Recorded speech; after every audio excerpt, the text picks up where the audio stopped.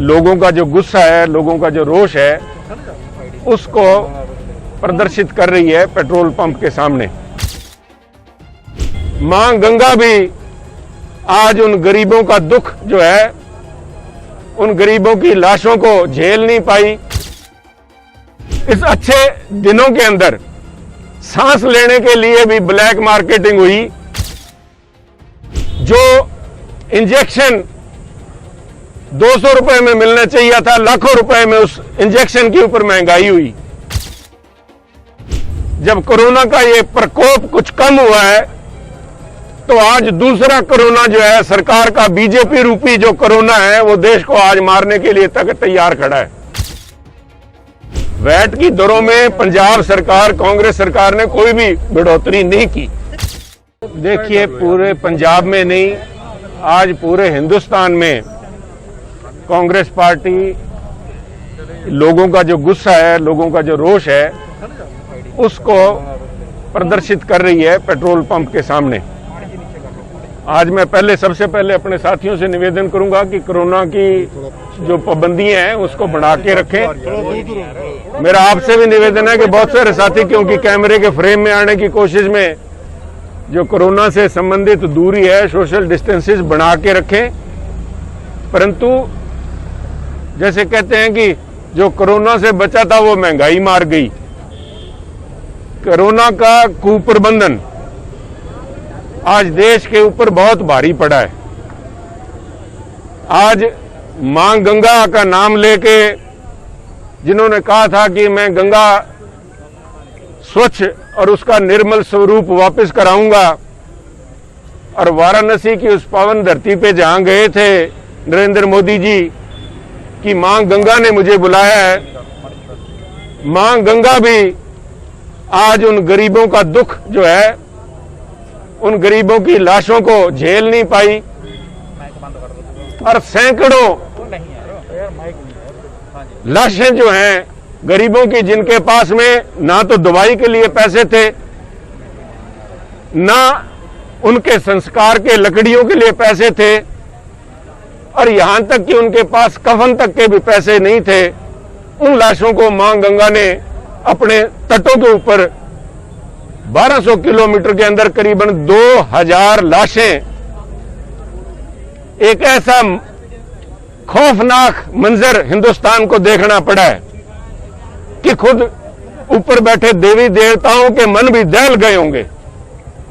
परंतु हमारे जो देश के शासक हैं, उनको सिर्फ अपने कपड़ों की सफाई, अपना पोज, कबूतरों को, तोतों को और मोर को दाना खिलाने के अलावा उनको कुछ नहीं सूझा। और उस महंगाई, इस सारी, जहां लोगों ने इस अच्छे दिनों के अंदर सांस लेने के लिए भी ब्लैक मार्केटिंग हुई। महंगाई के चलते हुए एक केस आपने देखा होगा कि अपने पति को गुरुग्राम से यहां लेके अस्पताल में भर्ती कराने के लिए 1.25 लाख रुपए की एम्बुलेंस की पेमेंट करनी पड़ी। जो इंजेक्शन 200 रुपए में मिलना चाहिए था, लाखों रुपए में उस इंजेक्शन के ऊपर महंगाई हुई। और आज जब कोरोना का ये प्रकोप कुछ कम हुआ है, तो आज दूसरा कोरोना जो है, सरकार का बीजेपी रूपी जो कोरोना है, वो देश को आज मारने के लिए तक तैयार खड़ा है। किसान आज दिल्ली की बॉर्डर पे बैठा है पंजाब का, परंतु उसका ट्रैक्टर, उसका खेत यहां पे पंजाब में है। आज ट्रैक्टर, इस पेट्रोल पंप की तरफ मुंह नहीं किया जाता ट्रैक्टर का। वो लोग, इनके जो लाला रामदेव जी हैं, इलेक्शन से पहले कहा करते थे कि 35 रुपए का आप लोगों को डीजल चाहिए, पेट्रोल चाहिए क्या। आज ढकोसला कर रहे हैं सारे डॉक्टर साहबान को, जो फ्रंटलाइन वर्कर हैं उनको कोस रहे हैं, दवाइयों को कोस रहे हैं। और आज ही पता लगा कि अब वो इंजेक्शन लगाने के लिए भी तैयार हो चुके हैं। उस 35 रुपए पेट्रोल डीजल की बात करके आज सेंचुरी लगाने की नौबत जब से इन्होंने अपने स्टेडियम का नाम बदला है, मोदी साहब ने गुजरात के अंदर सरदार वल्लभ भाई पटेल के नाम का स्टेडियम बदल के भाई नरेंद्र भाई मोदी, दामोदर मोदी स्टेडियम बना दिया गया, तो सेंचुरी लगाने के इच्छुक हो चुके हैं। जाखड़ जी, रेट जो है बढ़ रहे हैं, लेकिन पंजाब में अगर बात की जाए तो वैट भी 38% बताया जा रहा है। तो ये वैट, दूसरी पार्टियां वो कह रहे हैं पहले पंजाब सरकार अपना वैट कम कर। देखिए एक मिनट, जो विपक्षी पार्टियां बात कर रही हैं वो विपक्ष वाले ही हैं जिन्होंने ये वैट बढ़ाया था। वैट की दरों में पंजाब सरकार, कांग्रेस सरकार ने कोई भी बढ़ोतरी नहीं की। कोविड में की है पिछले, बड़ा मामूली सा, आप 38% की बात करें उसमें 0.5% होगा, परंतु आज सामने देखने के लिए लोगों को देखना पड़ेगा साहब। आज सुनील जाखड़ का या कांग्रेस के चंद लोग यहाँ पे, जैसे आपने पूछा कि क्या इसका प्रभाव पड़ेगा, बिल्कुल नहीं पड़ेगा साहब। सरकार अहंकारी हुई है, मोदी साहब का अहंकार आज देश से बड़ा हो चुका है, लाखों लोग मरवा के भी आज उनका अहंकार नहीं टूटा है।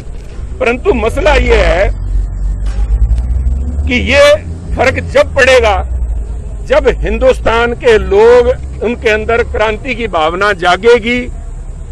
क्योंकि आज भेड़नुमा कहते हैं, भेड़ को सामने घास दिखा दो, भेड़ घास खाती रहेगी और पीछे से उसकी ऊन कुतरता रहेगा। आज हिंदुस्तान की जनता दिन प्रतिदिन बढ़ते हुए रेट के खिलाफ, जब तक जनता इसके खिलाफ नहीं आवाज खड़ा करेगी, हमारा अपना दायित्व हम निभा रहे हैं।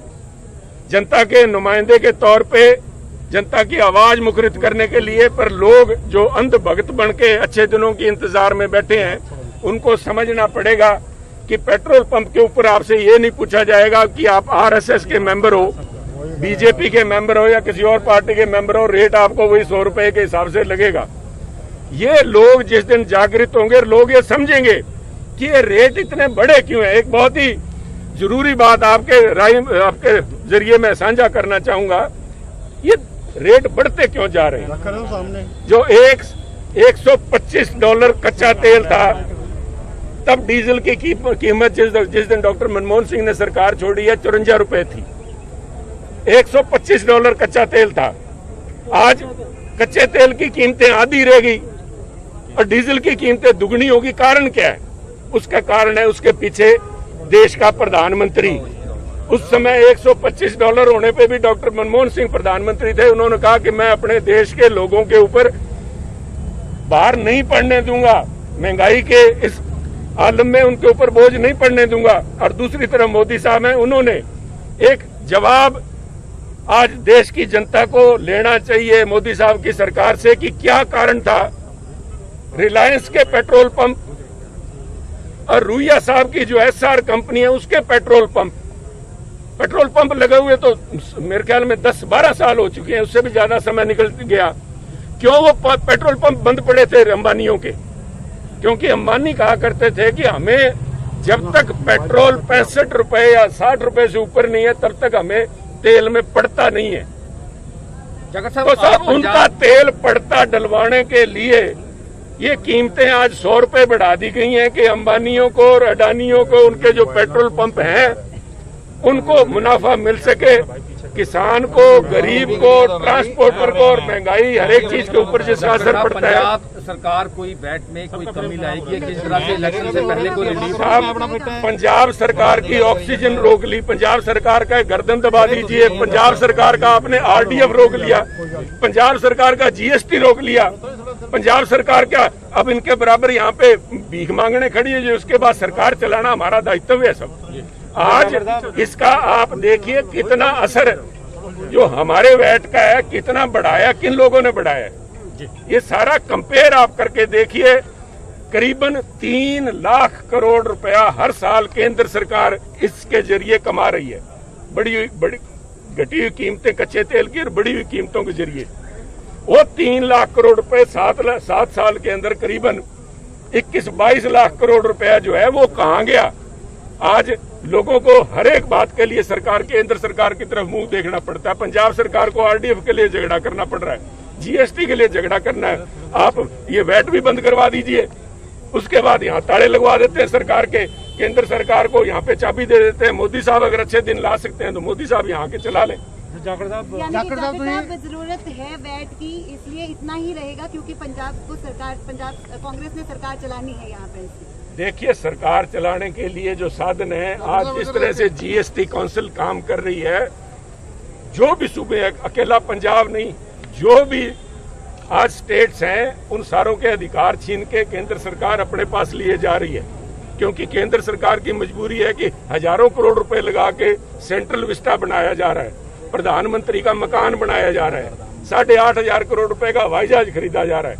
आज उनको इस बात की चिंता नहीं है कि कैप्टन साहब ने जो वायदा किया था गरीबों के साथ 1500 रुपए पेंशन दूंगा, वो कहां से आएगा। उसके लिए पंजाब सरकार ने कोई भी बढ़ोतरी किसी टैक्सेज में नहीं की है, सारी की सारी बढ़ोतरी एक्साइज, आप एक्साइज के आंकड़े ले लीजिए, उनको कंपेयर करके देखिए। ਜਾਖੜ ਸਾਹਿਬ ਜੇ ਪੰਜਾਬ ਦੇ ਵਿੱਚ ਕਾਂਗਰਸ ਦੀ ਸਰਕਾਰ ਹੈ, ਜੇ ਤੁਸੀਂ ਰਾਹਤ ਦੇਣੀ ਹੈ, ਤੇਲ ਦੀ ਕੀਮਤਾਂ ਨੂੰ ਘਟਾ ਸਕਦੇ ਆ, ਵੈਟ ਘਟਾ ਸਕਦੇ ਆ, ਤਾਂ ਲੋਕਾਂ ਨੂੰ ਰਾਹਤ ਮਿਲ ਸਕਦੀ ਹੈ, ਪਰ ਪੰਜਾਬ ਸਰਕਾਰ क्यों नहीं बीड़ा चुक रही घटाने का जी। देखिए, पंजाब सरकार को चलाने के लिए भी पैसे की जरूरत पड़ती है। आरडीएफ किसने रोक लिया? 1200 करोड़ रुपए आरडीएफ है। इलेक्ट्रिसिटी बिल सबसे ज्यादा इस टाइम सब पंजाब इलेक्ट्रिसिटी के जो रेट हैं कम किए गए हैं और उसके बाद कोयले का भी प्रबंध किया गया है, जो पंजाब सरकार के अख्तियार में पंजाब सरकार कर रही है। परंतु केंद्र सरकार तेल की कीमत में घटा भी सकते हैं, वैट घटा सकते हैं, लोगों को राहत दे सकती है पंजाब सरकार, क्यों नहीं कर रही जी? पंजाब सरकार नूं जिन्ना पैसा केंद्र सरकार ने संघ कुट रखे पंजाब सरकार दा, ਤੇ ਜਿਹੜਾ ਵੈਟ ਹੈ ਪੰਜਾਬ ਕਾਂਗਰਸ ਸਰਕਾਰ ਨੇ ਕੋਈ ਵੀ ਵੈਟ ਨਹੀਂ ਵਾਅਦਾ ਕੀਤਾ। ਆ ਸਾਰੇ ਦਾ ਸਾਰਾ ਜਿਹੜਾ ਵੈਟ ਦੇ ਟੈਕਸਿਸ ਦੇ ਰੇਟ ਹੈ ਸਾਰੇ ਪੁਰਾਣੇ ਚਲੇ ਆ ਰਹੇ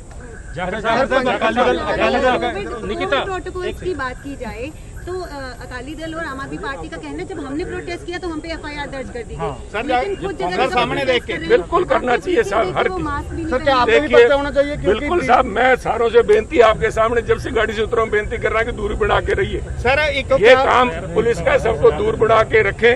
अगर सुनील पे पर्चा होना तो होना चाहिए, परंतु तेल की कीमतें कम होनी चाहिए। सुनील के ऊपर पर्चा करने से अगर मोदी साहब के ठंड पड़ती है, अगर अकालियों के ठंड पड़ती है तो बिल्कुल करना चाहिए। जब तक नहीं होगा तब तक जब कच्चा तेल, हमने प्रदर्शन किया, हमारे मुद्दे अपनी जगह सही थे, हम पे तो एफआईआर कर दी जगह जगह, तो कांग्रेस के सब पे होना चाहिए। आज सारे हिंदुस्तान में कांग्रेस कर रही है, सारे कांग्रेस के ऊपर भी होना चाहिए, परंतु लोगों का मुद्दा है कि तेल की कीमतें कम हो। अगर सुनील जाखड़ के ऊपर पर्चा करवाने से अगर तेल की कीमतें कम होती हैं तो बिल्कुल मानते हैं। कई जगह कांग्रेस कार्यकर्ता भले जनता का मुद्दा है लेकिन वो भूल गए प्रोटोकॉल। देखिए, सबको फॉलो करना चाहिए साहब, ये तो हाथ जोड़ के बेनती है। जब से उतरे आपके पास भी रिकॉर्डिंग है, मैं यही बेनती कर रहा हूँ कि कृपया, सबसे बड़ी समस्या इस कैमरे की है। हर एक आदमी कैमरे के फ्रेम में आने की इस लालसा के अंदर इकट्ठा हो रहा है। मेरी बेनती आप सारों की अलग से फोटो कर दीजिए, सारे दूर हो जाएगी। जाखड़ साहब, इनका वैक्सीन है जी पंजाब सरकार ने बेची है, वैक्सीन के ऊपर की कहना चाहते हो जी? जी वैक्सीन करोड़ों रुपए की बेचती है, मंत्री लग रहे हैं, प्राइवेट हॉस्पिटल में बेची है, उसके बारे में कहना चाहोगे? देखिए साहब, जो इत्थे होया पंजाब दे अंदर, वो कोई बड़ा सूझबूझ वाला फैसला नहीं सीगा, पर ਇਹਦੇ ਪਿੱਛੇ ਕਾਰਨ ਕੀ ਹੈ? ਕਾਰਨ ਹੈ ਵੀ ਕੇਂਦਰ ਸਰਕਾਰ ਨੇ ਇਹ ਜਿਹੀਆਂ ਨੀਤੀਆਂ ਬਣਾਤੀਆਂ, ਇਹ ਜਿਹਾ ਇੰਨੇ ਕੁ ਰੇਟ ਰੱਖਤੇ ਜਿਹਦੇ ਕਰਕੇ ਆ ਸਾਰਾ ਕਪਲਾ ਹੋਇਆ। ਜੇ ਕੇਂਦਰ ਸਰਕਾਰ ਖੁੱਲੀਆਂ ਵੈਕਸੀਨਸ ਅਵੇਲੇਬਲ ਹੁੰਦੀਆਂ, ਅੱਜ ਤੁਹਾਨੂੰ ਵੀ ਨਹੀਂ ਪਤਾ ਹੋਣਾ ਵੀ ਕੋਵਿਸ਼ੀਲਡ ਦਾ ਕੀਮਤ ਕਿੰਨੀ ਹੈ, ਕੋਵੈਕਸੀਨ ਦੀ ਕੀਮਤ ਕਿੰਨੀ ਹੈ, ਸਪੁਤਨਿਕ ਦੀ ਕੀਮਤ ਕਿੰਨੀ ਹੈ, ਫਾਈਜ਼ਰ ਵਾਲਿਆਂ ਦੀ ਕੀਮਤ ਕਿੰਨੀ ਹੈ। ਤੁਸੀਂ ਕਿਹਦੇ ਮਗਰ ਤੁਰੇ ਫਿਰੋਗੇ? ਕਿਸੇ ਨੇ ਅੱਜ ਤਾਈਂ ਇੰਨੇ ਬੰਦੇ ਖੜੇ ਆ, ਮੈਂ ਸਾਰਿਆਂ ਤੋਂ ਹੱਥ ਜੋੜ ਕੇ ਬੜੀ ਨਿਮਰਤਾ ਨਾਲ ਪੁੱਛਣਾ ਚਾਹਨਾ, ਸਾਰਿਆਂ ਦੇ ਬੱਚਿਆਂ ਨੂੰ ਪੋਲੀਓ ਦੇ, ਸਮਾਲ ਪੌਕਸ ਦੇ, ਸਾਰਿਆਂ ਦੇ ਇੰਜੈਕਸ਼ਨ ਲੱਗੇ। ਕਿਸੇ ਨੂੰ ਪਤਾ ਵੀ ਕਿਹੜਾ ਰੇਟ ਸੀਗਾ ਜਦੋਂ ਕਾਂਗਰਸ ਦੀ ਸਰਕਾਰ ਸੀ? ਕਿਸੇ ਨੂੰ ਨਹੀਂ ਪਤਾ ਵੀ ਕਿਹੜੇ ਰੇਟ ਦੇ ਅੰਦਰ ਵੈਕਸੀਨ ਲੱਗਦੀ ਸੀ, ਕਿਉਂਕਿ ਸਰਕਾਰ ਸਾਰਿਆਂ ਨੂੰ ਮੁਹੱਈਆ ਕਰਵਾਉਂਦੀ ਸੀ। ਨੈਸ਼ਨਲ ਇਮਿਊਨਾਈਜੇਸ਼ਨ ਸਕੀਮ ਸੀਗੀ पंडित जवाहरलाल नेहरू के समय तो, इंदिरा जी के समय तो। पंजाब सरकार ने बेची है वैक्सीन, बेची है सर। ਅਸੀਂ एक सेकंड साहब, बेची ਜਿਹੜੀ पंजाब सरकार ने बेची वैक्सीन, ਅਸੀਂ ਉਹਦੇ ਬਾਰੇ ਪੁੱਛ ਰਹੇ ਹਾਂ। मैं वही पूछ रहा भी ਇਹਨਾਂ ਨੇ ਹਾਲਾਤ ਹੈ ਜੇ ਬਣਾਤੇ, ਸਾਰਿਆਂ ਨੂੰ ਮਿਲ ਜਾਂਦੀ ਫਿਰ ਪ੍ਰੋਬਲਮ ਹੀ ਕੀ ਸੀਗੀ? ਜਿਹੜੀ ਵੇਚੀ ਹੈ ਵਾਪਸ ਲੈ ਲਈਗੀ, ਪਰ ਆ ਕੋਈ ਸਿਆਣਾ ਫੈਸਲਾ ਨਹੀਂ ਸੀਗਾ।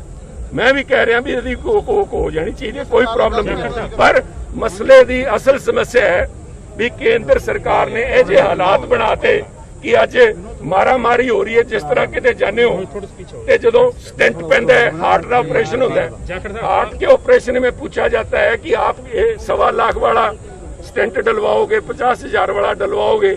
जब जान पे आन बनी होती है तो अगला कहता है सबसे महंगा डलवाओ। यही सोच केंद्र सरकार की व्यापारी वाली सोच बन चुकी है। एक जनहिताई सरकार नहीं है भी सबको मुफ्त में वैक्सीन मिले। कहते सब कुछ लुटा के होश में आए तो क्या किया। आज मोदी साहब को सूझा है कि मैं 44 साल तक के सबको मुफ्त लगाऊंगा, सारों को क्यों नहीं साहब। बिहार में इन्होंने अनाउंस किया था, बिहार इलेक्शन के दौरान सबको बिहार में मुफ्त वैक्सीन लगाई जाएंगी, तो बिहार और पंजाब में फर्क क्यों साहब। जाखड़ साहब, एक सवाल ये है कि विधानसभा के चुनाव आ रहे, निकिता एक सेकंड, विधानसभा के चुनाव आ रहे हैं, कांग्रेस दूसरी पार्टियों से चुनाव लड़ेगी या आपस में ही कांग्रेस का मुकाबला होता रहेगा? साहब, कांग्रेस एक सशक्त पार्टी है। कांग्रेस के अंदर जिस किस्म का भी कोई विरोधाभास है बिल्कुल उसको तय कर लिया जाएगा।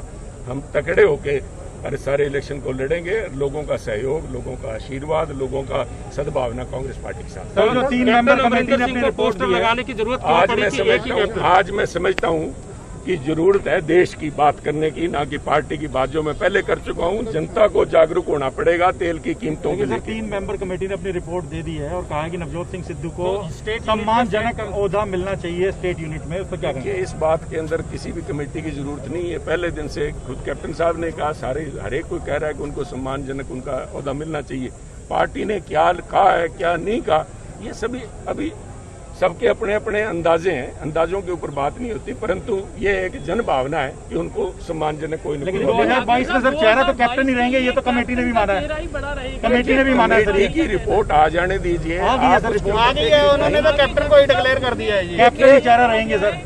बिल्कुल रहना चाहिए। जो भी है सारा जो फैसला होगा कमेटी की रिपोर्ट आ जाने दीजिए। आप उसके ऊपर गैस वर्क ना कीजिए। गैस वर्क नहीं कर रहे सर। आपने रिपोर्ट देखी है? रिपोर्ट सर बिल्कुल जो दिल्ली में हमारे कांग्रेस के रिपोर्टर्स हैं उन्होंने रिपोर्ट चलाई है। देखिए सर, उसके पॉइंटर देखिए आज के दिन आपको हटाने की बात भी है कि सुनील जाखड़ एक मिनट साहब, सुनील जाखड़ किसी भी कांग्रेस के उस प्रयास के अंदर कोई रोड़ा नहीं बनना चाहता। सुनील जाखड़ पहले दिन से ये कह रहा है भी अगर किसी और को पीसीसी प्रधान बना के कांग्रेस मजबूत होती है तो आज ही ये जो मंथन हो रहा है ना साहब, देखिए मैं किसी की धार्मिक भावनाओं को, ना ही मेरा इतना रुतबा है कि मैं उस लेवल की बात करूं, परंतु हम उसी संस्कृति के उपज है जहां हमने सीखा है कि जब समुद्र मंथन हुआ था तो उसमें से जहर निकला था। साहब, सुनील जाखड़ उस विष को पीने के लिए तैयार है। सुनील जाखड़ कभी भी कांग्रेस पार्टी की एकजुटता और मजबूती के अंदर कभी भी रोड़ा नहीं बनेगा।